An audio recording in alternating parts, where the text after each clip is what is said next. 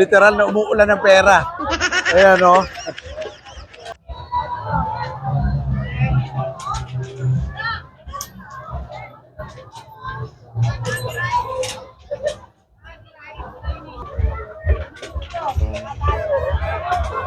Ayan, mga ka-vlog, oh. Dito, literal na umuulan ng pera. Ayan, no?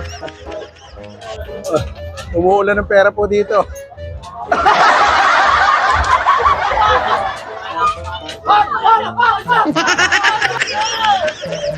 Umuulan din po dito ng pera, oh. Ayan, no? Ayan. So, kita nyo, umuulan ng pera dito. Literal. It's raining money.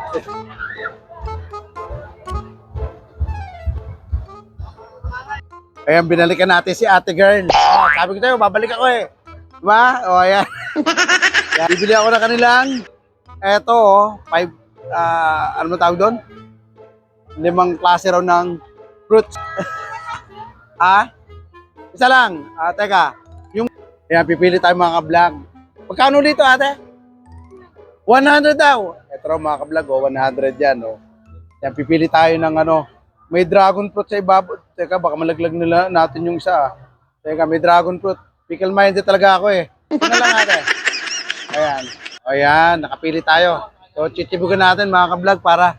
Kasi kanina, ano, medyo may, ano eh, tawag dito. Kumain tayo ng pusit. So, pala akong bayad. Ayan. Ayan. Ayan, nagbayad na tayo mga ka-vlog. Bibigay ni ate yung ano. Anong pangalan mo ate? Baby Young. Oy, baby yan! Baby lang yan! Ang lupit nun.